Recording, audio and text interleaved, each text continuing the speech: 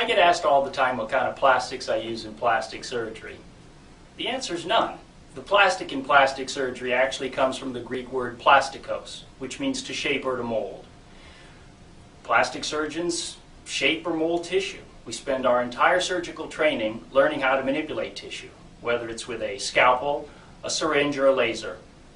Surgical techniques and principles that we learn apply equally to cosmetic or reconstructive surgery.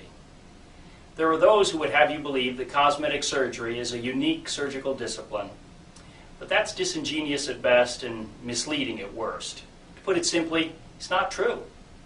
The distinction between cosmetic and reconstructive surgery is largely an artificial one initiated by the insurance industry to determine what was a covered benefit. You have to remember, insurance companies are in business to make money, not necessarily to take care of you. If your needs are met, you can consider that a bonus. Now, cosmetic surgery has traditionally been called surgery on normal body parts and therefore not covered by insurance. Whereas reconstructive surgery is surgery on, quote, abnormal body parts and therefore a covered benefit. But try telling a boy with B-cup breasts or a girl with Dumbo-like lop ears who are both getting teased horribly by their classmates that their conditions are cosmetic, whereas their grandmother's sagging eyelids are considered reconstructive. The surgical principles and techniques that go into lifting a sagging breast, not a covered benefit, are the same ones used in reducing a large breast, a covered benefit, at least for now. There are insurance plans out there now that no longer offer breast reduction as a covered benefit. Now try telling a woman with 38 double D breasts who has chronic neck pain, back pain, shoulder pain, she gets heat rashes, she can't exercise, and can't find a comfortable bra that her condition is cosmetic. How can this be?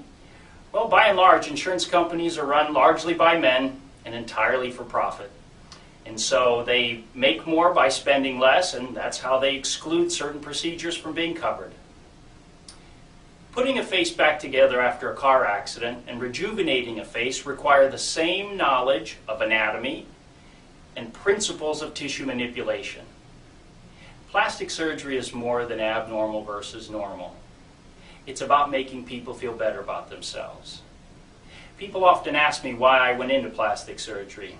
And during my training, all residents rotate through various surgical fields. And most of the surgery was bucket surgery. You were cutting something out and throwing it into a bucket.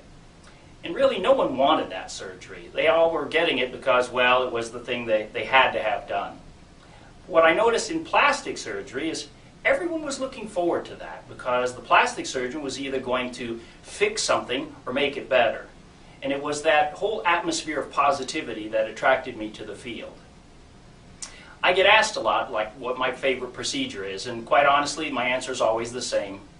Whatever is the procedure that makes somebody happy. As we're going to see in our next episode, all plastic surgeons are cosmetic surgeons, but not all cosmetic surgeons are plastic surgeons.